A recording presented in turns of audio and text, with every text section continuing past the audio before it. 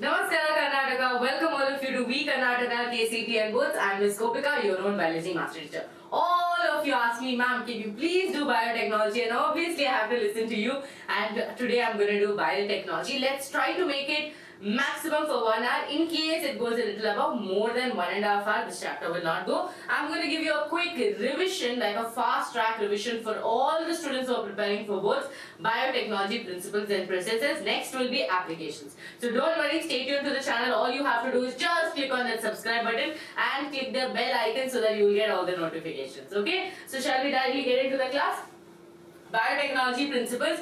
Now, when we talk about biotechnology, students, I want all of you to have a more broader spectrum of understanding that what is biotechnology exactly.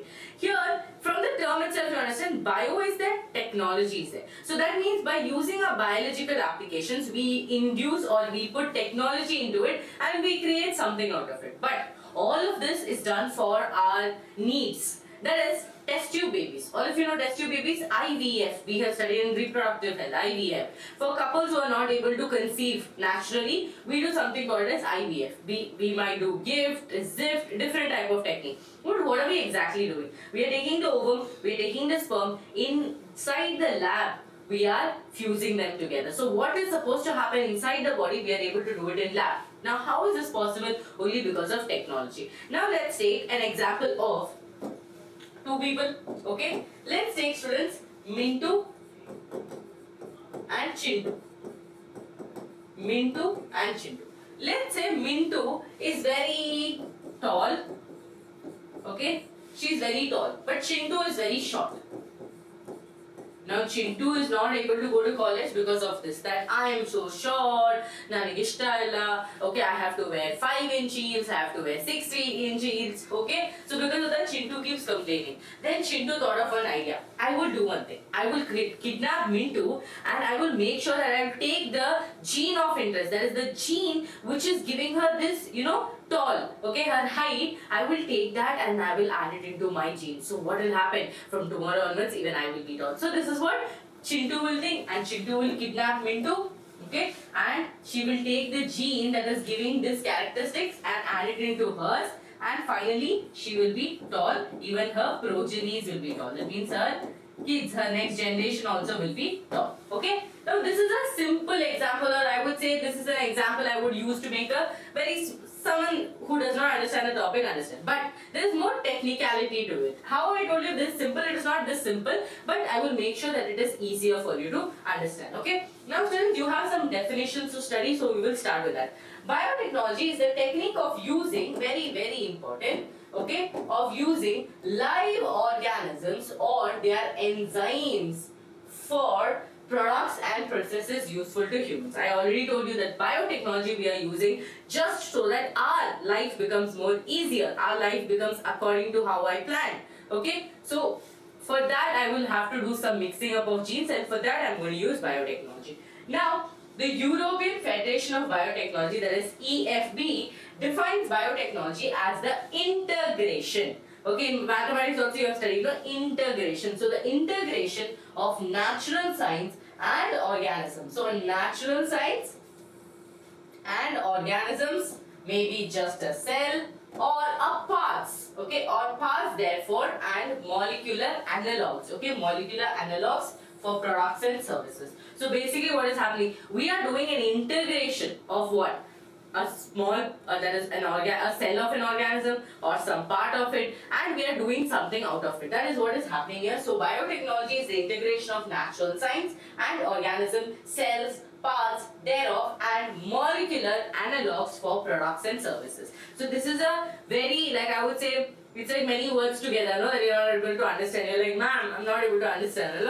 So you don't have to worry much. You just write at least integration of natural science and organisms, cells and parts. At least this much you can write. For products and services also you can write this much you write. Okay, this will be the definition of it. Biotechnology. Now students, two main core topics that they have discussed in your biotechnology is genetic engineering and bioprocessing. Now you'll be like, ma'am, I know engineering.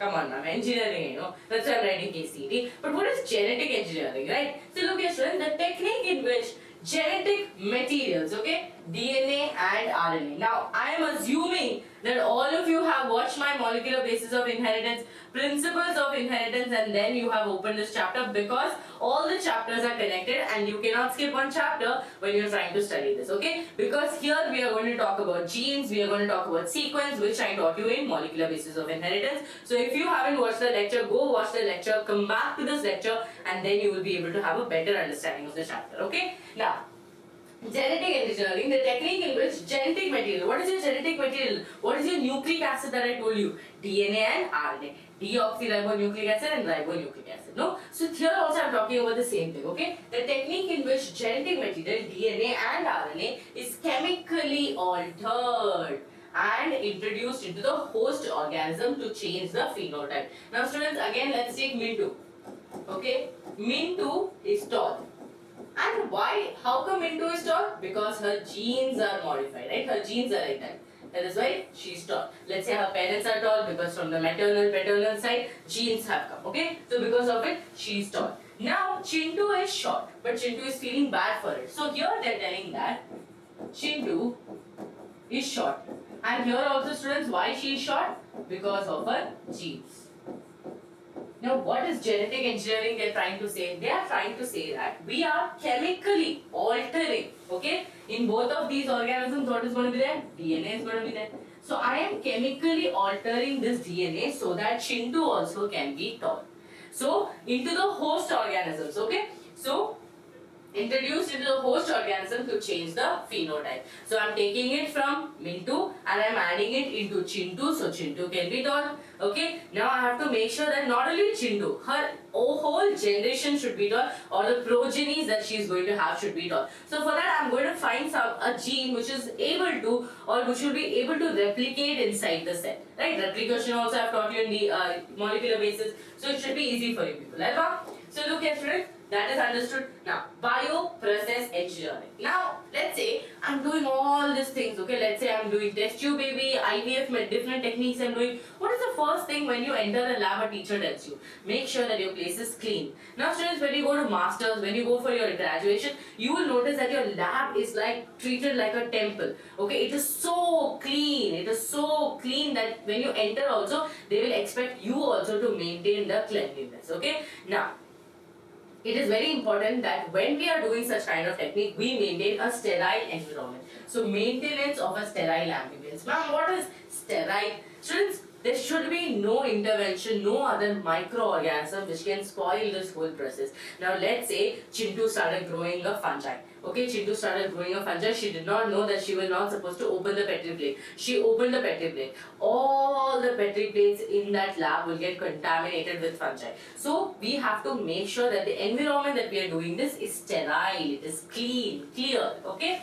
sterile ambience in the chemical engineering process for growing desired microbe, eukaryotic cell, or for the manufacture of antibiotics, vaccines, or enzymes. It is not just necessary that only Chintu Mintu's life we are taking care of. We can even make antibiotics, we can make vaccines, we can make enzymes, we can do multiple processes where we mix biology and where we mix technology. Okay, are you all understanding? If all of you are understanding, quickly hit the like button. That much you people can do for me, right? Yes.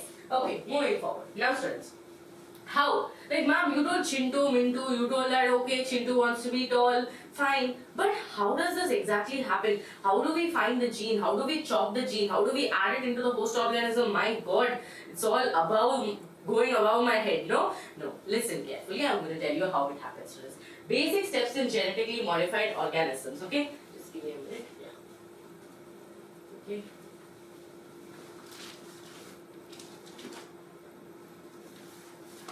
One minute.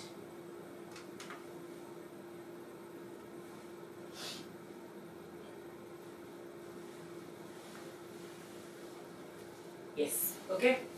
Okay. So basic steps in genetically modified organisms, students. First step. Identification of DNA with the desired gene. Very, very important. Yes or no? Let's say if Mintu or Chintu wants to be tall, what is the first thing that I have to identify? I have to identify a gene who is going to have this characteristic. No? Yes or no? Yes ma'am, definitely. In this full DNA, I have to find where is the gene of interest for me, right? Where is the gene of interest for me? Correct? Identification of DNA with desired genes.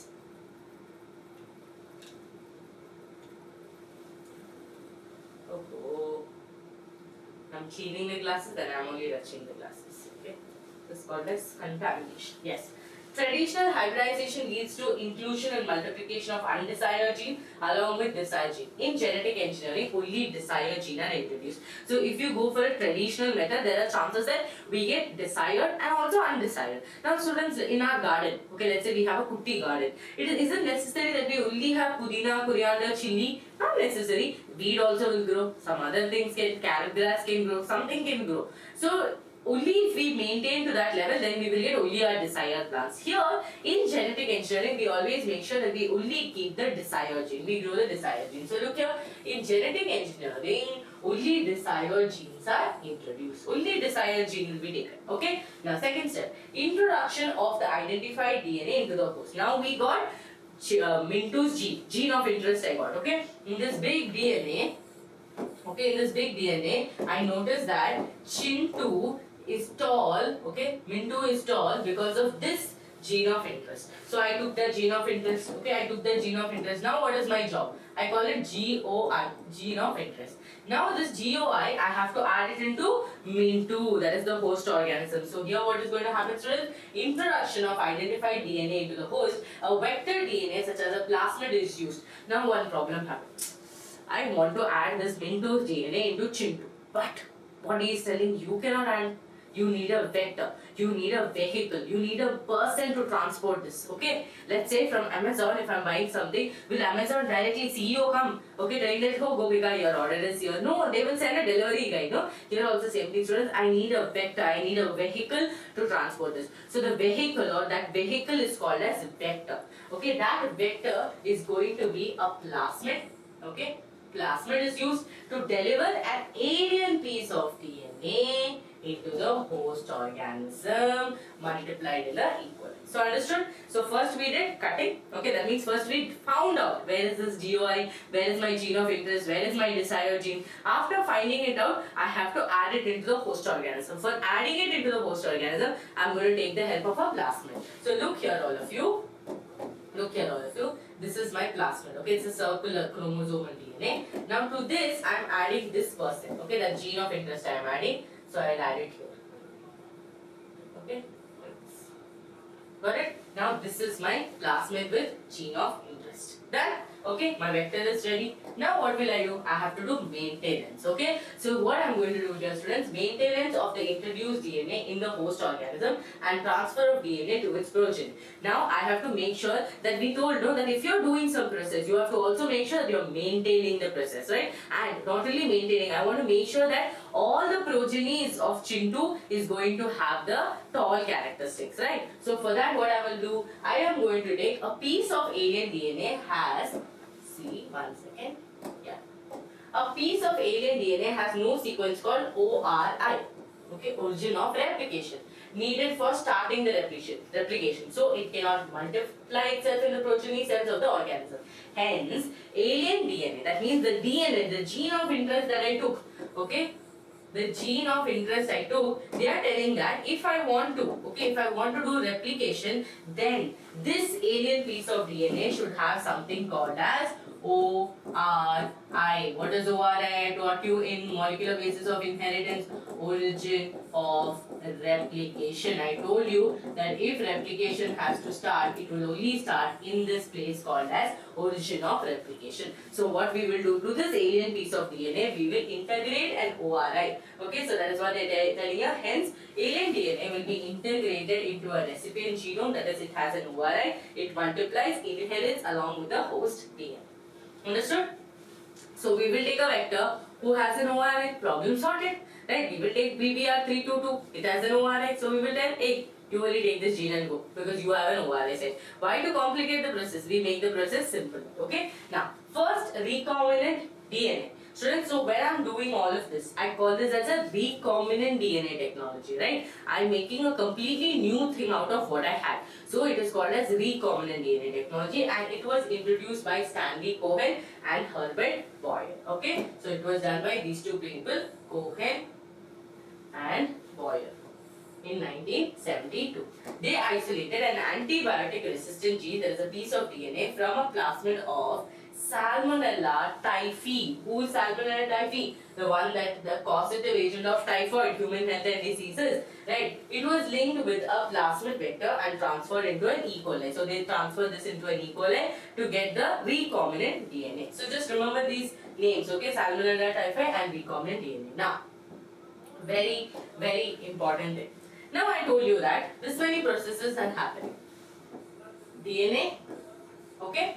From the DNA, I got the GOI. Yes, ma'am, you got the GOI. I agree to it. Okay, you got the GOI, gene of interest. Now this GOI, I had to add it into the host. So while adding it into the host, whose help I took? I took the help of a plasmid. I took the help of a plasmid. So plasmid came, okay, and to that I had added my gene of interest. Correct? This much happened. But tell me, how did I cut this? How did I add it here? How did all of this happen? For that, there is something called as student simple. This long strand of DNA, I got a small portion of GOI. To cut that, I will need scissors. But can I use the normal scissors that I am using it for cutting paper? Ma'am, you cannot, ma'am. What are you telling? But for that, I will have to use molecular scissors. So the molecular scissors is also called as endonucleases, exonucleases. So two types of nucleases you have. That is what you are going to study. Okay, so look here students, restriction enzymes, that is molecular scissors. We are going to use molecular scissors, which are otherwise called restriction enzymes. Why? So that I can do the cutting and chopping of only my gene of interest. Now look here, the enzyme that cut DNA at specific sites into fragments. Clear? Now, they belong to a class of enzymes called as nucleases. So, these people, this restriction enzyme belong to a class called as nucleases, and nucleases are of two types, endonucleases and exonucleases. Endo, always when the word comes, endo means inside, exo means outside. Okay. Now, in 1963, two enzymes responsible for restriction growth of bacteriophage in E. coli were isolated. One enzyme added methyl group to the DNA, the other was endonucleases cut DNA. Now, I'll tell you one thing. The story goes like this, students. Let's say one person is coming to attack you. What will you do? Sometimes you might hit the person, sometimes you might run, sometimes you might shout, different types of mechanism. In here also, when we were trying to work, okay, we tried to attack a bacteria with a bacteriophage, a virus that infects bacteria. Now, what did the bacteria do you think? What do you think the bacteria did? You all know that when the virus enters or when the virus is attacking you, the first thing that it does is it releases its genetic material inside the bacteria or inside the cell, host cell. So, this bacteria, being very smart, bacteria found something called as restriction endonucleases. That is to cut the DNA and different spots. Now what will happen? Whatever the virus sent, it will not be able to continue any kind of replication, any kind of process because of the continuous cutting and chopping. And second thing what they did was they added methyl groups. By adding methyl group, you actually confuse the virus. Okay, so these two things they did. You do not have to go into the depth of it, but try to understand. This was found when a bacteria did this for self-defense. Okay. So one enzyme added methyl groups to the DNA. Okay, one of the self-defense technique, and the other one was adding or using restriction endonuclease to cut the DNA. Okay, this way the virus was not able to attack the bacteria. Now, more than, very important number students, more than 900 restriction enzymes have been isolated from 230 strains of bacteria. So understood, these bacteria are doing it for self-defense, and because of it we are able to get the restriction enzymes. We might shout, cry, hit a person. Like that, these bacteria also do something when the virus is coming to attack. When someone is coming to attack, they also do something called as self-defense. Okay, during the self-defense they found the restriction endonuclease who was able to cut the DNA into fragments at specific site. Now, naming of the restriction enzyme. We got a restriction enzyme, but how do we exactly name it? Now, ma'am, give me an example of a restriction enzyme. Obviously, students, I can give EcoR. Okay, EcoR1. Yes, I can give this, or I can give you Hind 2. I can give you BAMH1. Okay, I can give you SAL1. Okay, PBU1, PST1. Okay, all these places I can give you different types of restriction enzymes. Okay, these are all restriction enzymes. Now, how are their namings done? Look here, students. Only one example you have to remember, EcoR1, or you can remember HEIN3 also. Now, look here. First letter indicates the genus. First letter indicates what? Genus. The second two letters indicate the species of the prokaryotic cell from which they were isolated. So, let's take an example of EcoR1. Comes when it is extracted from E. coli RY13. That is, R is the strain. Okay, R is the strain and Roman number. You write this in Roman numbers, the order in which the enzymes were isolated from the strain. Now, don't take tension. I'll give you an exact explanation of this. Let's say here. Okay. Now look here, students, all of you. Okay, we got E, Co, R, 1. I got this? Yes, ma'am, you got this. What did they tell me? They told me the first letter is going to indicate the genus name. I was like, okay, first letter indicates the genus name. They told me the next two letters. Okay, the next two letters indicates from where the strain was extracted. Okay, so look here. From where the prokaryotic cell from which they were isolated. So here it is going to be from which cell? E. coli. Okay, E. coli, we extracted it. Then R is indicating the strain. Remember in your Griffith experiment also we had R strain, S strain. So here R is going to be the strain, and 1 is going to be the Roman number. 1 is going to be the number. Okay, the number. So look here. They are telling the order in which the enzymes were isolated from the strain of bacteria. So this becomes the order. So first is genus, second is from where we isolated, the prokaryotic cell from where we isolated, R is going to be the strain, 1 is going to be the order of how we invented or found this, isolated this. Okay, so this is how you will name a restriction enzyme. Now, types of restriction enzyme, exonuclease. They remove nucleotides from the ends. Okay, exo, outside, right? Exo, outside means what? Let's say this is your DNA. Okay, 5' to 3', 3' to 5'. Got it? Now, students, this fellow, okay, this fellow will cut at the ends. Okay, it will cut at the ends. Got it? At the ends it will cut. That's why this is called as exonuclease. Now what about endonuclease? Endonuclease, let's say, this is one strand, this is one strand. Let's say I have G, A, T, T, C, G, G. Okay, something like this I have. Again here I have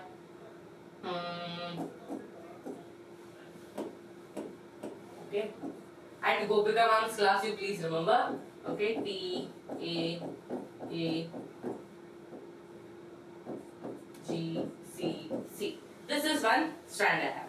Now, endonuclease means, students, it is going to cut in the between. Okay, it can cut in the between. Like this, it can cut. Okay, it can cut like this in the between. Endo means in between, right? Inside. Okay, so look here, they cut at specific position within the DNA. EcoR1, they bind to a specific recognition site. Now, you can ask me a question, ma'am, how do they know where to cut?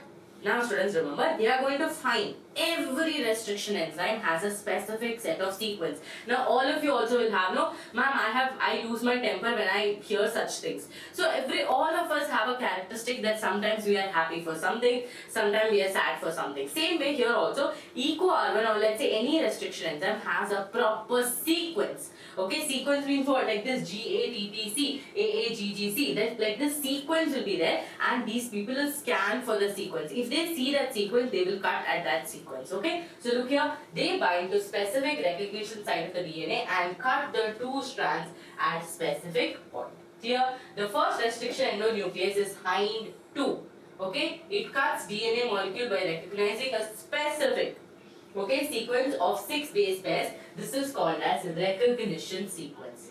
Got it? Recognition sequence. Every restriction enzyme has their own recognition sequence, and I have taught you this in DNA also. All of our DNA is around 99%. Okay, around 99% of our DNA is the same. That means the one, now all of you are watching my class. You and me have 99% of the DNA same. Then what makes we both different? The 1%. Okay, less than 1% makes both of us same. Students, even you will notice that it is 99.9% same.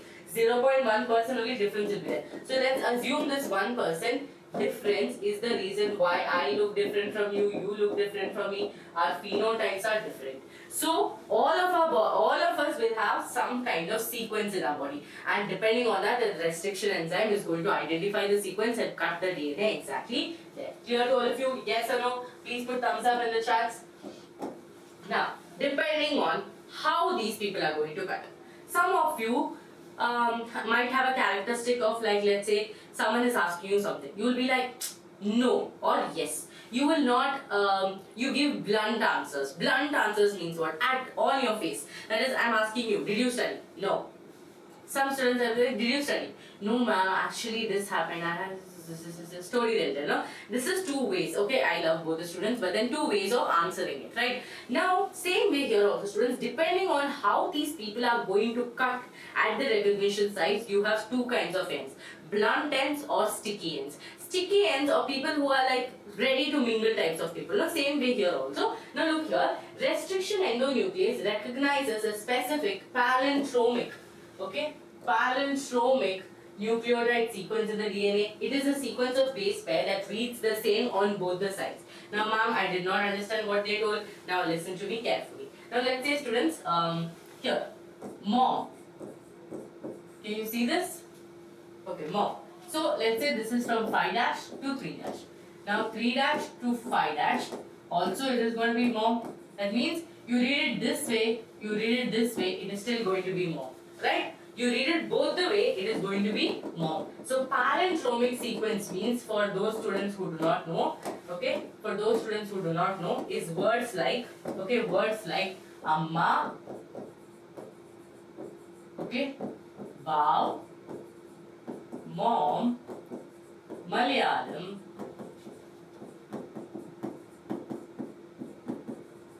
like this word. That is both the ways. If I read amma from here to here also the same. If I read it this way also the same. Malayalam mom also this way same. Malayalam this way, same spelling. So these are called as palindromic sequence. These are called as palindromic sequence. That means same from MOM, MOM.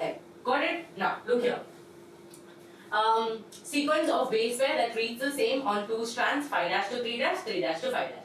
Example of palindromic sequence they have given for eco R1, okay? GAATTC and GAATTC. Look here, you read it this way, okay? It's the same. You read it this way, it is the same. Correct? GAATTC. This is the sequence, okay? You have to remember this and keep, because it is important that they will ask you what is the palindromic sequence for eco R1. Okay? GAATTC, GAATTC. Okay? Yes. One you learn GAATTC, just write the opposite of that. Okay? Now look here students, you will notice that eco R1 is trying to cut, okay, trying to cut a DNA. Now you will notice one thing, that it is not cutting in a normal way. That is, ma'am, it is not cutting at one shot. That means what? Eco R1 cuts to give us sticky ends. Okay? If you look here exactly, it is going to cut, okay? It is going to cut leaving the G, okay? Notice here, leaving the G and leaving the G here, right? It is going to cut somewhat like this, okay? Something like this it is going to cut. Here also, something like this it is going to cut, right? Yes, ma'am. See, you will notice that these people have ended up giving sticky ends. Can you see sticky ends? So, depending on the different restriction enzymes, some of the restriction enzymes will be giving us blunt ends. Blunt ends. Blunt ends means what? Now say GAATTC. Okay? GAATTC. Okay? And CTTAAG. Now if I want to cut this, okay? Now if I want to cut this, I will cut like this. Like this. Can you see? Exactly in the center I cut. Now this are giving me blunt ends. Okay, blunt ends. Blunt answer. Yes ma'am. No ma'am. That's it. Okay, that's it. No one more sentence more than it. But if I'm doing sticky ends, then what am I going to do? I'm going to do something like this. Okay, let me draw it in a different color for all of you. Very less dark color students, that's why. Okay, let's say green I'm doing. So what will I do? I will draw something like this. Now this will end up giving me sticky ends. Sticky ends are always ready to mingle. Okay, sticky people are mingling people. Like that we can tell. These people are always ready to mingle, okay? So look here, these are your sticky ends, clear? So DNA fragments join at the sticky end. So if we join them, this will be your recognition DNA. So now look here, two DNAs you have. This is your vector DNA. Vector means what? Vehicle. Okay, this is your foreign DNA, right? The DNA that we want to insert it inside. So vector DNA we will cut, sticky, that is foreign DNA we will cut, we will make them together and we will get a recombinant DNA. Got it? Just understand the words, students. The chapter is everything a game of words. Nothing else is difficult in the chapter. It's just that you have to know what is vector, you have to know what is foreign, you have to know what is gene of interest, what is ORI. It's all about that. Okay, okay. Restriction enzymes cut a strand a little away from the center. Very, very important. Little away from the center of the palindromic sites, but between the same two bases on the opposite, right? Here also it cuts like this. See? Here also G is left, here also G is left. It cut at the same thing. So look at the words, okay? Now, same two bases on the opposite strands. This leaves single-stranded overhanging stretches at the ends. They are called as sticky ends, okay? Sticky ends. Sticky ends. They form H bond with their complementary couple. Okay, they will form H bond. Sticky people, okay, let's think like this. Sticky ends is ready to mingle. Okay, sticky ends are ready to mingle types of people. Okay, that is what here they are trying to say. Now, a very, very important diagram in your NCERT. Look here, all of you. This is the whole process in a simple diagram. Okay, in a simple diagram. Look here, you have foreign DNA. That means this is a DNA that I took from Min2. Okay, this is the DNA I took from Min2. This is whom? This is the vehicle I have hired. Vehicle that I have hired to add this into Min2's body, right? Okay, so here this is what I took from Min2. This is the vehicle to add it into Chintu's body. Okay, now look here, students. I do not need the entire DNA. I only need a small portion. Only I need gene of interest, where the tall nature is there. So I took that, okay. Now with the help of an enzyme called as DNA ligase, this also I taught you people while teaching you replication. DNA ligase. With the help of DNA ligase, also I can call this DNA ligase as a gluing enzyme. What enzyme? Gluing enzyme. Like a Fevicol, no? Gluing enzyme. So with the help of DNA ligase, I have glued this, can you see, foreign DNA into the vector. Now I got what? You will get recombinant DNA molecule. Yes, I got a recombinant DNA molecule. Okay. Now look here, students. After getting a recombinant DNA molecule, I have to add it somewhere, not to see if it is working, to know that if replication is going to happen. For that, I will do transformation and I will add it into an E. coli because this is my host cell. But in actual scenario, this is going to be Chintu. Okay, Chintu is my host. So I will add it into Chintu's body and I will wait for cells to divide. Understood? Simple, no? Foreign DNA is there, vector is there. To this I will add and then I will continue the transformation. Okay? Now, very important diagram. Okay. It is a DNA molecule that can carry a fallen DNA segment and replicate inside a host cell. That means, students, understand, all the cells will not be able to do this. Only few cells will be able to act as a vehicle. Now, can every one of you become a delivery person? No. Some of you don't want to drive vehicles, some of you cannot drive faster, some of you don't want to do the job. Like there are different categories of people are there who do not want to take it up, but there are also experts who are at that job, right? Who drives really fast, who's careful, at the same time they're very kind and polite to the customers. Now here also same thing happens. Students, every cell cannot be a vector. Every cell cannot be a vehicle. So for that, we will have to take the help of another person. Okay, that vehicle, who is going to act as a vehicle, we have to find out. Who is going to act? Plasmids as well as bacteriophages, etc. But mainly you're going to use plasmids. Okay, plasmids are autonomously replicating circular extra chromosomal DNA of a bacteria. So in a bacteria, if you have learned the structure of bacteria, all of you know this. Okay, this is your bacteria. In that you will notice there is a genetic material. Okay, like this, because there is no nuclear membrane, it will be scattered like this. With that they have an extra chromosomal circular DNA. This is your plasmid. So from that I have taken a plasmid out because this plasmid will do the job of a vector. So plasmid are autonomously replicating circular extra chromosomal DNA of bacteria. Some plasmids have only 1 to 2 copies per set. Okay, others have 15 to 100 copies depending on the plasmid. Okay, depending on the plasmid, don't take tension about it. Just learn the word plasmid. Now, bacteriophages, they have high number percent. They have a very high copy number of their genome within the bacterial cells. Copy number is one of the characteristics what a vector should have, so that they can multiply, they can replicate, and they can make multiple progenies. Right? For that, we always require them to have high copy numbers. Okay. Now, when a cloning vector are multiplicated in the host, the linked piece of DNA is also multiplied. Very important. When the cloning vectors are multiplied, where inside the host, the linked piece, the foreign DNA, the GOI, right? The linked piece of DNA is also multiplied to the numbers equal to the copy number. See, simple. Okay. Depending on the copy number, we'll be able to multiply that many copies. This Xerox machine can make 100 copies at one time. I will give 100 copies. Another copy machine can make only 10 copies. I'll give only 10 copies. That's same thing here also. Different plasmid will have different copy numbers. If their copy number is high, then this is a good plasmid. We will choose that fellow only. Yes, let's take this fellow Xerox machine only, because this fellow will give us 100 copies at 1 minute. Okay. Now, another two important things about your plasmid, that same connecting point. Okay. Now students, all of you understood this much, that we are going to cut gene of interest, then we are going to insert it. For insertion, we are going to use mainly one person, DNA ligase, who is going to do the gluing. Okay. After this, we will transform it into a host cell, and then the multiplication will happen. But for us to form this replication, for us to replication to happen, we need ORI, origin of replication, right? Origin of replication is required. Clear or not? I hope it is clear so far.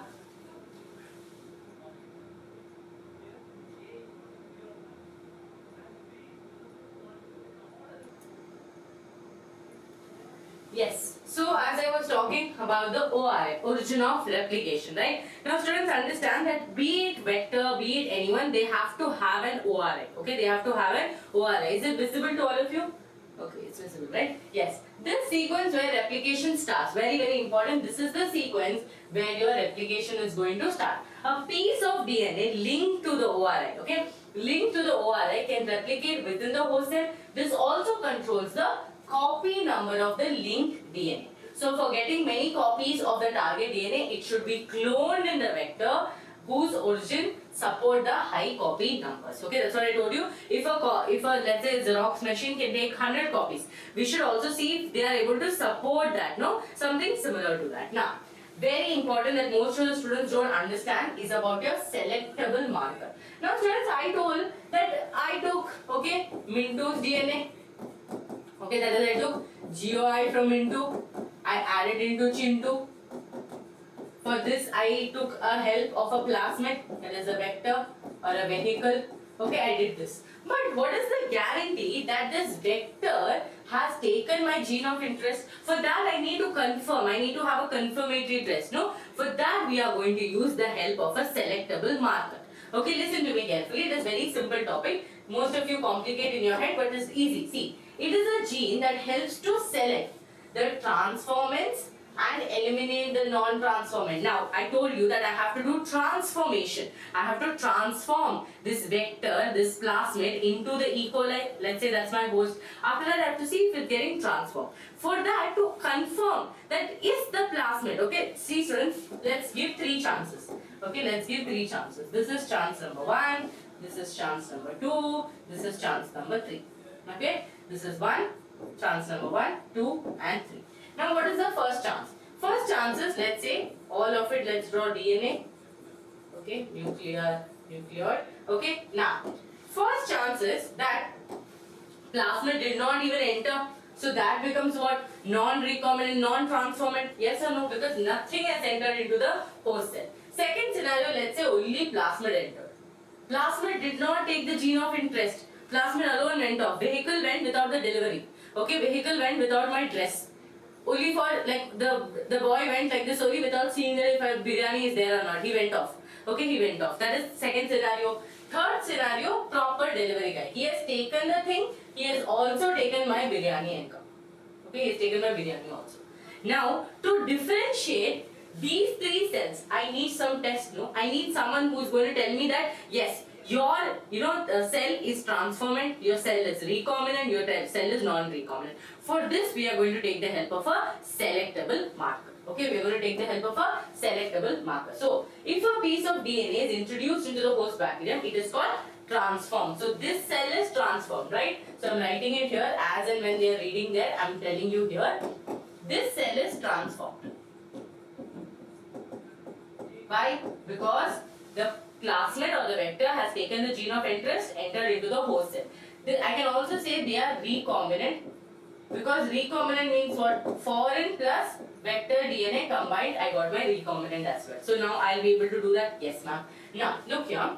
Such bacterium is transformed. If the transformation does not take place, they will be called as non-transformant. Selectable markers of E. coli include the genes encoding resistance to antibiotics like ampicillin, tetracycline. Okay, you have ampicillin, tetracycline, kanamycin and also is there, but then tetracycline and ampicillin. Okay, one second. Ampicillin, tetracycline. Okay. Normal E. coli cells have no resistance against these antibiotics. That means, let's say, you're antibiotic resistant. Let's say you're ampicillin resistant. If I grow you in an ampicillin medium, you're already resistant to it, you will not bother, right? But you're not resistant to tetracycline. If I grow you in tetracycline, then what is going to happen? Different scenario will happen, right? So same thing, ampicillin resistant, okay? That is, if ampicillin is there, they are going to be resistant to it. Tetracycline is there, resistant to it. So ampicillin and tetracycline resistant, but normal E. coli cells have no resistance. Resistance means what, student? Even in physics you study, no? Obstruction. We are giving them an obstruction. So I am ampicillin resistant means I am giving a restriction. They are telling that no, ampicillin is there, I will not grow there. Okay, because I am already ampicillin resistant. Okay. Now here, moving forward, there are recognition sites for restriction enzyme. To link the alien DNA, the vector needs a single or a very few restriction sites. Okay. Now, even though that portion about selectable markers stopped there, we are going to continue it again. But then right now, listen to me. To link the alien DNA, we have one condition. The vector needs a single or a very few recognition sites. Now let's say example, in one plasmid, EcoR1 is there. Okay, EcoR1 is there. EcoR1 will cut at GAA-TTC. Now, do I want EcoR1 too also? Do I want again many EcoR1? No, I only want one EcoR1 because this one site is there. If there are many restriction enzymes, then I will get very small fragments and which will not be useful for me. So that is why, look here, more than one recognition sites generates, okay, more than one recognition sites generates several fragments. It complicates the gene cloning process. Okay, we do not want to complicate the gene cloning process. Now, students, that continuation of that selectable markers here you will try to understand. Okay, you will understand here. Look here. You have PBR322. Okay, PBR322. Now, the name comes because of the scientists Bolivar and Rodriguez. B for Bolivar, R for Rodriguez. Okay, B for plasmid, and 322 is the sequence they found it. Okay. Now, look at PBR32. Tell me how many restriction enzymes are there. You will notice, see, which are restriction enzymes? Don't tell all this. See, PVU1, PVU2. Okay, then what is that? PST. Okay, then what is that? PVU. 1 and 2 is there. Okay, different is there. Eco R1, SHA1. Okay, sorry, why am I telling SHA? CLA. Okay, CLA1. Okay, HIND 3. Then what is there, students? BAMH1. Okay, and then SAL. Right? So 1, 2, 3, 4, 5, 6, 7, 8. Almost 8 restriction enzymes are there, but one condition is still maintained. That is, all these restriction enzymes are different. Okay, all of these people's recognition sites also will be different, so nothing to worry about, right? Now look here, students, what they are trying to say. Restriction sites, HIND 2, EcoR1, BAMH1, SAL1, all of that is there. ORI site is there. Yes, ma'am, ORI is there. A vector should have ORI. See, understand, When a vehicle is there, it should have proper braking, it should have proper acceleration, it should have an horn, it should have indicator. These are the 4 things necessary for a vehicle. Yes or no? So that we will avoid any kind of accidents. Here also students, it should have restriction signs. Yes ma'am. It should have ORI sign. Yes ma'am. If I want to see if the cell got non-transformant and transformant, I need selectable markers. Yes ma'am, you need selectable markers. So these are the things that is mainly required in a vector. Correct? So here also you will see the same thing. Okay? And then with that addition you have ROP students. ROP, codes for proteins involved in replication of the plasmid. So again, one more person is required, ROP, which is going to help with replication. All of you remember we studied repressor, replication. So that connection here we are going to make. Okay? Here we are going to make. Is this clear? Yes or no? Okay. Now, listen to me. When a foreign DNA, when a foreign DNA is inserted within a gene of bacteria, that gene is inactivated. Now, what they are trying to say is, let's say Chintu. Chintu is like, see, students, here these 2 areas, can you see? Ampicillin resistant, tetracycline resistant. Now, to this region, to this tetracycline region, let's say I inserted my gene of interest. Listen to me carefully, this 5 minutes you will understand the concept, okay? Here, I inserted my gene of interest, GOI. Now, do you think tetracycline will be active? No ma'am, you inserted, you cut something, okay? Let's say, a bread, okay, an entire slice of bread is there. Now, in between the bread, I try to insert, let's say, chocolate, okay, chocolate I have inserted. Now, the bread will be as it was before? No ma'am, you inserted something in between. Right, now it became chocolate bread. Right, so here also students, tetracycline resistance was there. To that I inserted gene of interest. Now this is called as insertional inactivation. Because of inserting something, something becomes inactive. Okay, this is called as insertional inactivation. Now keeping this in mind, try to understand. When a foreign DNA is inserted within a gene of bacteria, that gene gets inactivated. Okay, that gene gets inactivated. It is called as insertional inactivation. Okay. Here, the recombinant plasmid loses tetracycline resistance. It had tetracycline resistance, but what did Chintu do? Chintu inserted something in between. Chintu inserted gene of interest in between. Now that cell is no more tetracycline resistant, so it will lose the tetracycline resistance due to insertion of a foreign DNA.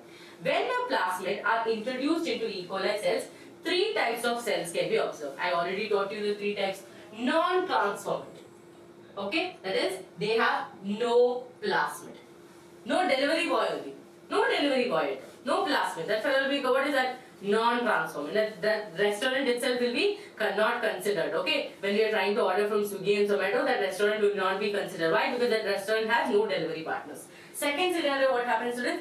Delivery partner is there, but he did not take the biryani. He went without the biryani. So that will become what? Transformant, but not recombinant, because recombinant means when the plasmid has the DNA, when the delivery boy has the delivery food, the food to be delivered. Okay, so transformants with non-recombinant plasmid. That means they are resistant to both tetracycline and ampicillin. Okay, here what they are trying to say.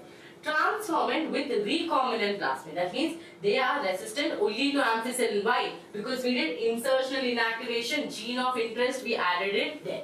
Okay, so listen to me carefully once again. Okay, this I am erasing. Students, PBR 322 diagram you have to study for both is very, very important. Okay, students, first cell, second cell, third cell. Okay, first cell, what happened? No delivery partner. Okay, so this cell will be considered non-transformant, non-recombinant. Okay, I am writing NRNT. Okay, then do we care that this fellow is ampicillin resistant or tetracycline? We do not care. Why? Because plasmid only is not there inside this. This plasmid has ampicillin and tetracycline resistant. So the plasmid should be inside, no, to be doing something. So here, no tension about it, nothing to worry about. Now here, okay, again here, okay, this has happened. Now look here.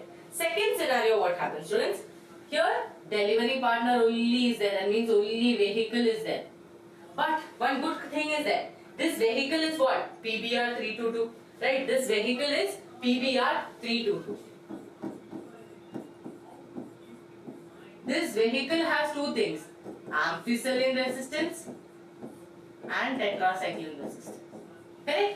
So this cell is going to have both the resistance. That is what they are telling here. See, they are resistant to both tetracycline and ampicillin, right? Because PBr322 is inside this. Normal PBr322 has tetracycline as well as ampicillin resistance. Okay? Now, third scenario. Delivery partner is there. Delivery partner also has my food that is I am interested in, right? Gene of interest. So here GOI.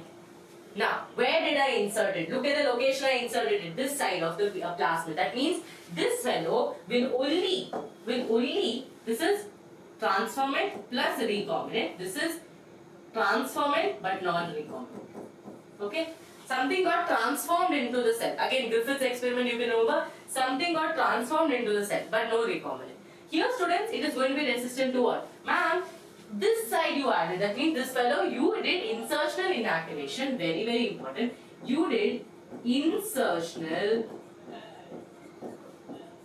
inactivation of tetracycline,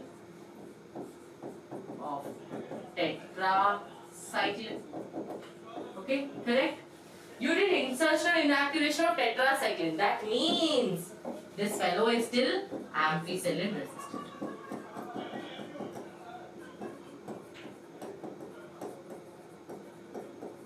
Got it? This fellow is still ampicillin resistant. So here they are telling they are resistant to ampicillin. Got it all of you? Okay? Yes or no?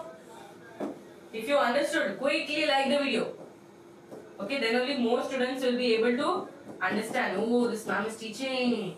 Okay? Leave like ಮಾಡಬೇಕು ಇಲ್ಲಾಂದ್ರೆ video reach ಆಗಲ್ಲ ಇಲ್ಲಿ. Okay, it has to reach lot of students. I should be able to help a lot of students, right? So, ampicillin resistant. Artha so this is what it is. This was the thing that you were complicating and breaking your head for. It's not even that difficult. PBr322 is a plasmid. Okay, it has around 8 restriction enzymes. Whatever you can remember, you write. Okay, PVU1, PVU2. Okay, PST1, PST2. No, PVU1, PVU2, PST1, SAL1, CAL1, BIMH1, EcoR1. Okay, all this you can remember, no? So, whatever possible you try to remember. Okay, but you have to remember exactly in this tetracycline region you have BIMH1 and SAL1. In this ampicillin region you have PST and PVU1. Okay, that you have to remember. In order only you have to remember. Okay, in ampicillin side, okay, in ampicillin side whom do we have? You have PVU. Okay, PVU and PST. Okay, in tetracycline what do you have? In tetracycline you have a person called BAM-SAL. Okay, BAM-SAL. BAM-SAL, PVU, PST. Okay, yes. Now students, moving on. Now, recombinant plasmids. Okay, now ma'am, how did you identify? Yeah, I told tetracycline and ampicillin resistant. But how did I exactly come to a conclusion that this fellow is ampicillin resistant, this fellow is tetracycline resistant? For that, look here. Recombinant plasmids can be selected from, okay, non-recombinant ones by plating transformant on ampicillin medium and then transformant are transferred to a tetracycline medium. The recombinant grow in ampicillin medium but not in tetracycline. Recombinant grows means what, students? The one where I did gene of interest, where I did insertional inactivation. That fellow will not grow in tetracycline but it will only grow in ampicillin. Okay? So the recombinant will grow in ampicillin. What is resistance meaning? So let's say inside this I have ampicillin. I have ampicillin. I am ampicillin resistant. That means even if ampicillin is there, nothing is going to happen to me. I will start growing here. I will start growing. Right? That is what resistance means. Okay, so, but not in tetracycline. But non-recombinant will grow in medium that is containing both. Just now what you studied, you are continuing same thing, but you will understand exactly how did they happen. Okay? One antibiotic resistant gene helps to select transformant. The inactivated antibiotic resistant gene helps to select the recombinant. See, difference you should understand. Transformant means transformation has happened. Transformant means what? Transformation has happened. That means delivery partner is there, but biryani is not there. Okay, transformation has happened. That means the plasmid has entered the host. Okay, entered host. Depending on if the delivery partner is inside the restaurant with biryani or without biryani, they will be recombinant and non-recombinant. Okay? Yes, now look here. But this type of selection of recombinant is a difficult procedure because it needs simultaneous plating of two plates having different antibiotics. So there's an alternative selectable markers are developed based on the ability to produce color in the presence of chromogenic substrate. Okay, so depending on the color, we will be able to tell if this fellow is transformant, non-recombinant, transformant, recombinant. Okay, in this, a recombinant DNA is inserted into a coding sequence. Okay, in an enzyme that is beta-galactosidase. So, students, I'll tell you a simple way of this. I don't know if in your colleges if they are taught you PU8, PUC8 or PU18. That is not your pre-university. I'm telling about the vector. But just understand. Let's say I will explain it in a very simpler part for you. See, this is one portion. Okay. Here, lac Z is there. Now, from molecular basis of inheritance, you know this fellow will be able to release beta-galactosidase.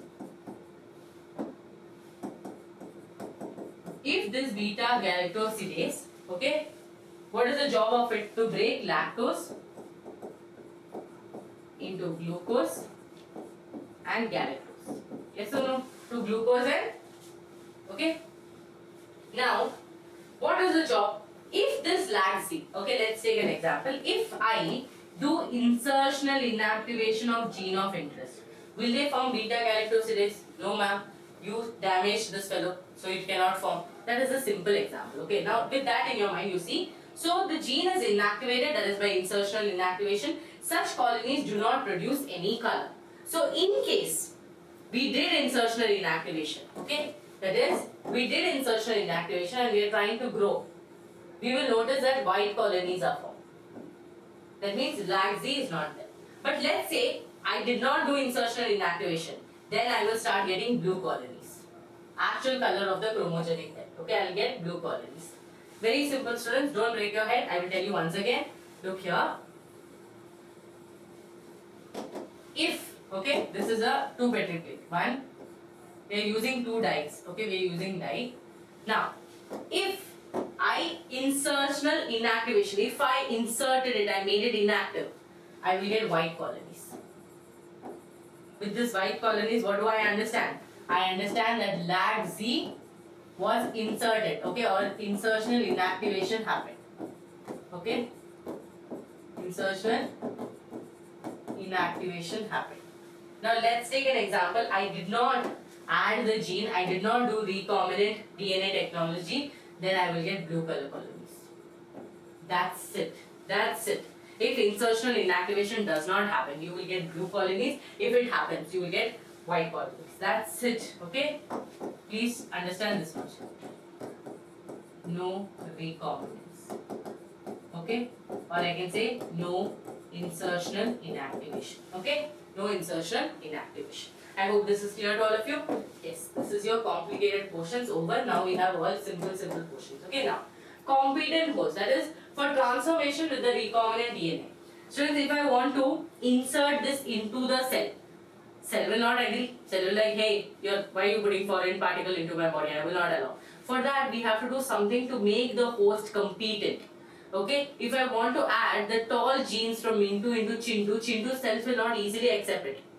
First they told they want vehicle, we gave vehicle. But again host cell is like, yeah, whatever comes outside, I cannot insert it inside, I have to be competent. To make them competent, what we do? Since DNA is hydrophilic means water loving, philic means liking. Okay, hydrophilic, it cannot pass through the cell membrane. So, bacterial cells are made competent to take up the alien DNA or the plasmid as follows. That means to take up the plasmid also, we need to make sure that the cell is ready for it. Otherwise, it will not take it up. Okay. So, treat bacterial cell with a specific concentration of divalent cation, that is calcium. Okay. Ca2++, I will use it to make it competent. Okay. Now, DNA enters the bacterium through the pores. Okay. So, what has happened, students? In the DNA, okay, in the DNA, we made pores with the help of calcium. Now with this pores, what will happen? We will be able to enter inside. Can you see the pores? Okay.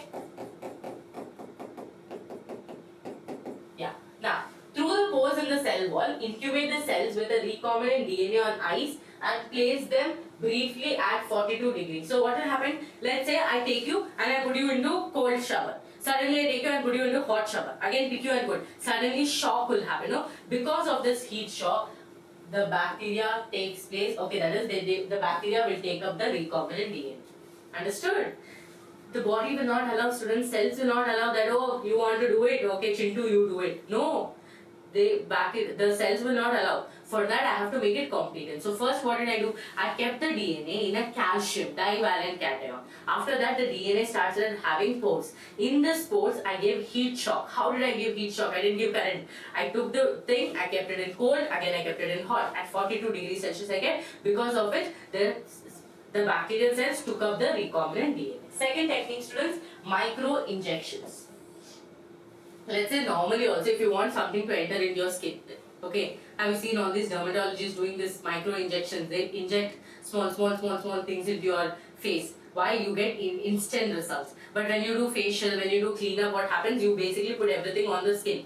Some of it will get absorbed, other things will not get absorbed, okay? But if you want directly to enter into your skin, you do micro injections. You inject it into the skin, no? So here also look at, if I want to insert this recombinant DNA into my cell, I have to do micro injection. In this, the recombinant DNA is directly injected into the nucleus of the animal cell, okay? Animal cell word is very important, keep in mind, animal cell.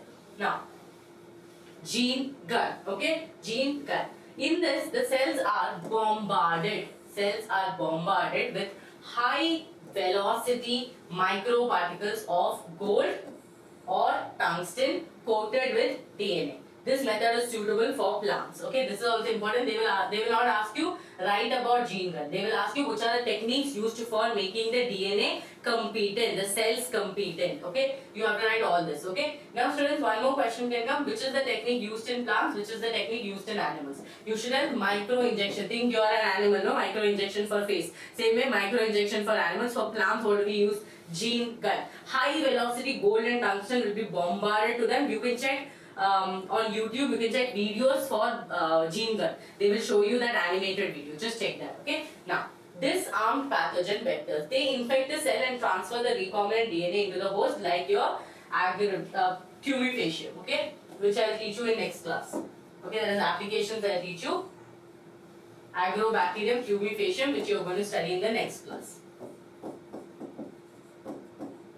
Agrobacterium cubifacium.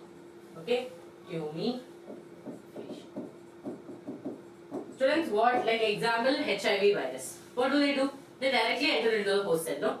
Same thing what we will do, we will take the problematic part of them and we will disarm it. That means we will make them incapable. And then we will use these people itself to make the infections. Okay, that means not infections, make the entry of the recombinant DNA. Because these people are capable by themselves. So what we will tell? We will tell, hey, you are very capable of entering inside, I'll do one thing. Okay, let's take an example of a story. Okay, one story is that, let's say one fellow is doing some crime, okay, and we found a thief.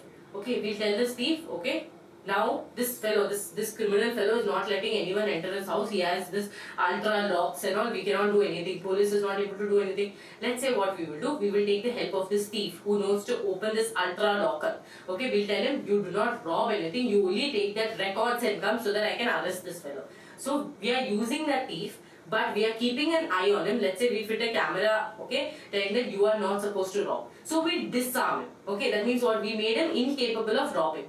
But we are using his technique, we are using his capabilities to take that criminal records or to take the records and come so we can arrest him. Understood? Utilizing that negative part of them for a positive effect. That is what we are doing here with your plasmid also. Here it is Agrobacterium tubifacium is a problematic fellow. But what we will do, we will disarm that place, that like we will disarm that activity that is making a harm and we will utilize them for the benefit. Okay? Clear? Now, moving forward, let's drink some water.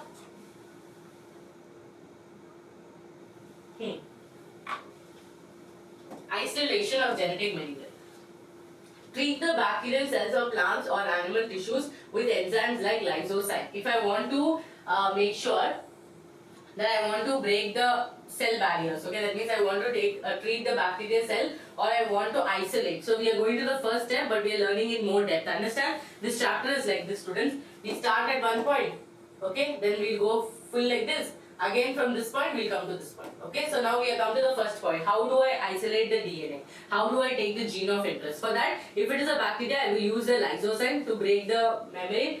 If it is a plant, I will use cellulase to break the cellulose. If it is an fungi, I will use chitinase to break the cell wall, right? Chitin cell wall. So depending on that. Now the cell is broken, releasing the DNA and other macromolecules like RNA, protein, polysaccharides and lipids.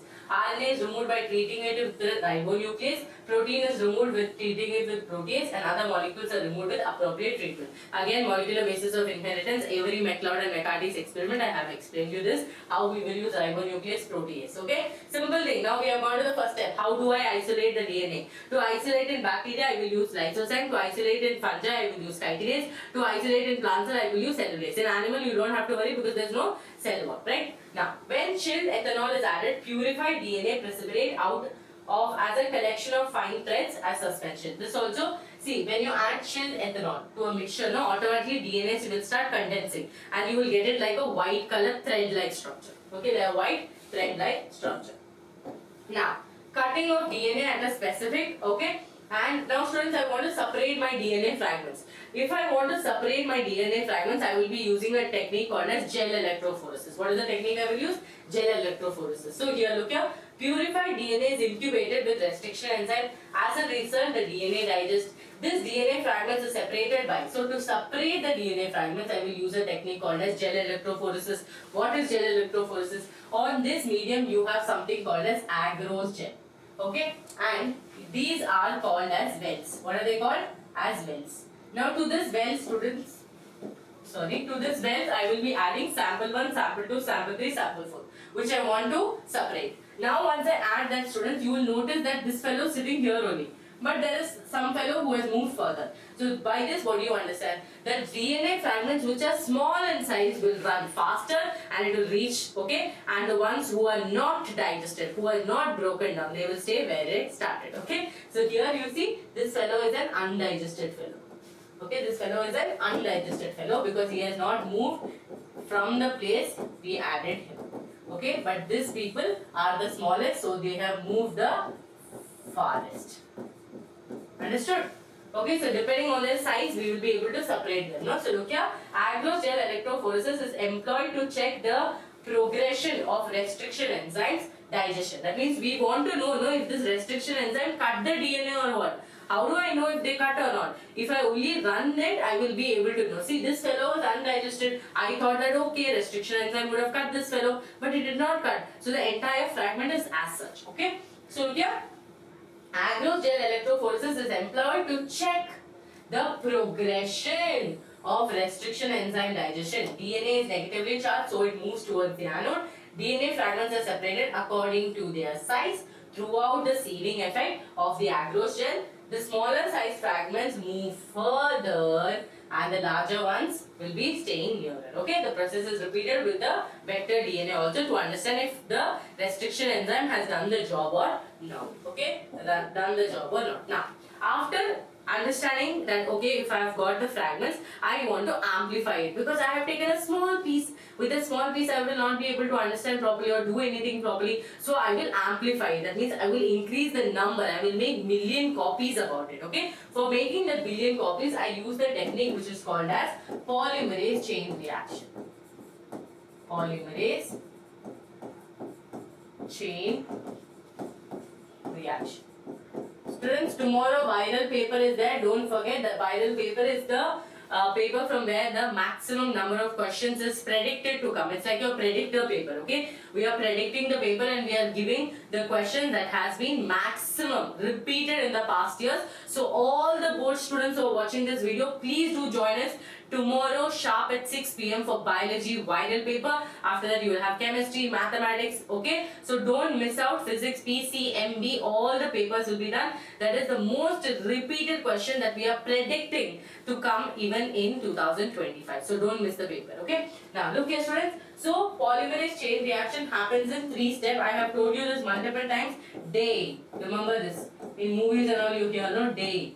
You only have to know the step name, okay? Denaturation, A for annealing.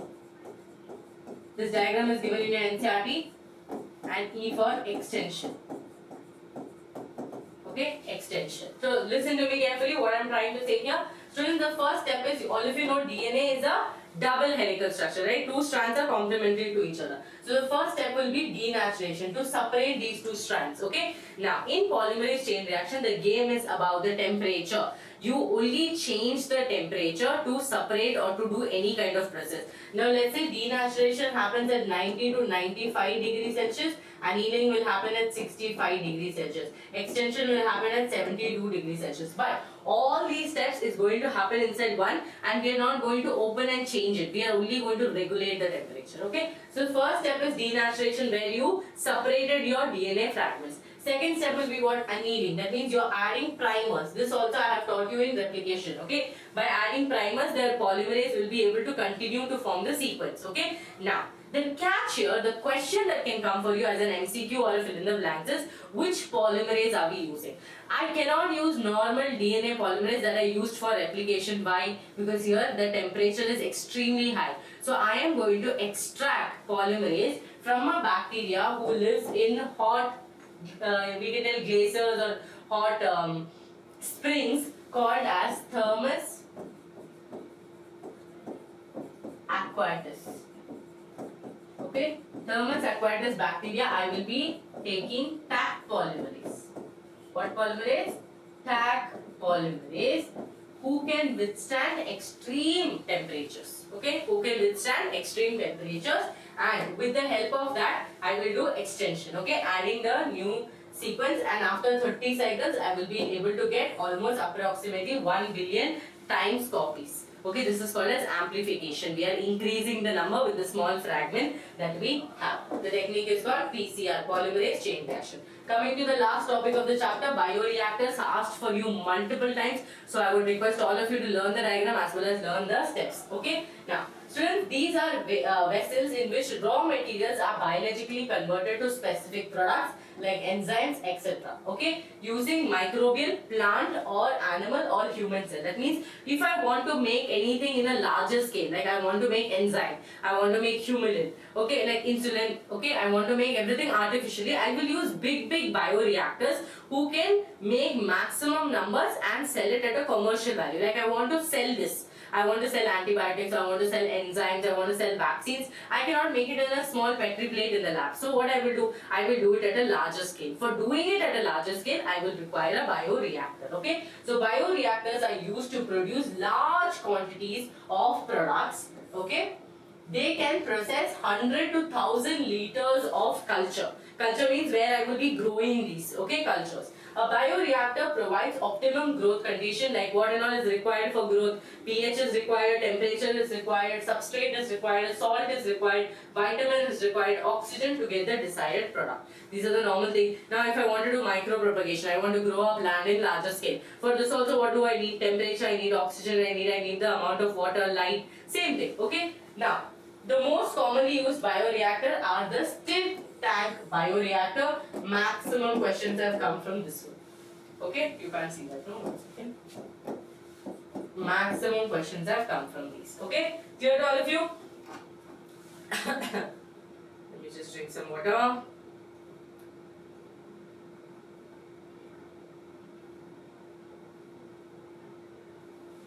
Okay.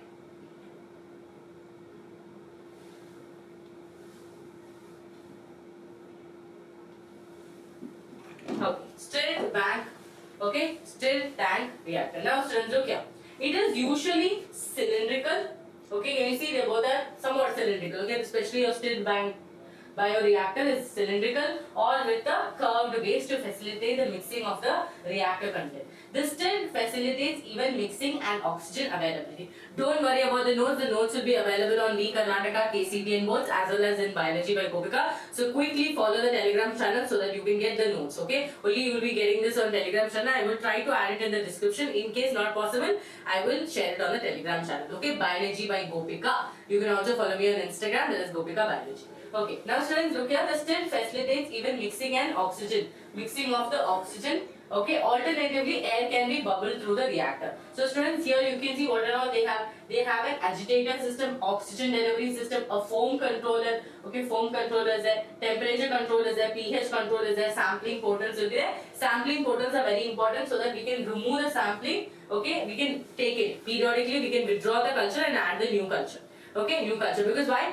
The chemicals will be over. Whatever we added, no, the nutrients, micronutrients, macronutrients, that will get over. They will be consuming it. So we can take it and we can add the new ones. Now, it is a series of process. Now, this is about downstreaming process. Okay, this is again the last word here. Downstreaming process. Okay, downstreaming process. Now, it is a series of processes such as separation and purification of products after biosynthetic stage. Okay, now students, let's say I am making a product or I am making a vaccine. Okay, in my lab I made a vaccine with the help of bioreactor. Now how do people know that if they can consume this or not? For that I have to go through a purification, culturing and a proper certification, right, to know that okay, how can I use this vaccine. For that own reason you will have to check this. That is why you do downstreaming processes, that is for separation, purification and as well as products after the biosynthesis stage. The product is formulated with suitable preservatives. Understood? Such formulation undergo through a clinical trials and strict quality control testing. That is, if I am making something and I want to sell it, it has to go through a proper testing. It has to go through proper strict quality control testing. Otherwise, I cannot sell anything. Be it vaccine, be it enzyme, be it anything. Okay, any biotechnology things or anything you're making, it has to go through a proper control system, right? So this is your entire chapter for all of you. I hope it was super duper clear to all of you. If you have any doubts, please let me know in the comments. Students, I would request all of you to watch 1 or 2 small videos about your insertion. If I find any videos, I will share the link on my Telegram channel. Okay, if I find it really good, I will share it because I will check all the processes. So it is a very simple chapter. Just learn this much. Just learn from where I told you. It's very, very important. From where questions keep coming. PCR keeps repeating. Okay, your bioreactors keep repeating. I have seen a lot of questions from it. And also your competent DNA. How do you make the cells competent? These 3 steps, please try to learn today itself when you're watching this video. So students, which chapter you want next, please let me know. Okay, which chapter you want next. Obviously, I'll be doing application because it's a continuation of this chapter or a second chapter. Other than that, whichever chapter you want me to take, please let me know in the comments. I'll be taking up this chapter. Thank you so much. I hope this fast track revisions is helping all of you score your desired or your best marks possible. And with that, we will end this class. Thank you so much for joining. See you all in next class. So, bega video like ಮಾಡಿ share ಮಾಡಿ friends ಜೊತೆ. ಆಮೇಲೆ ಮರ್ತೋಗ್ಬೇಡಿ subscribe ಮಾಡಿ channel ನ. ನಮಗೆ ಬೇಗ 5K ಆಗಬೇಕು ಅಲ್ವಾ. ಇವಾಗ 4000 ಸ್ಟೂಡೆಂಟ್ಸ್ ಇದ್ದಾರೆ ನಮ್ಮ ಜೊತೆ. Small family we are. Now we want to grow into a bigger family. So that is only possible if you subscribe to the channel. So to subscribe, it will take you 2 seconds to subscribe, and your 1 subscribe can mean so much to us because one more family member is added to Vedantu. Thank you so much. See you all. Bye bye.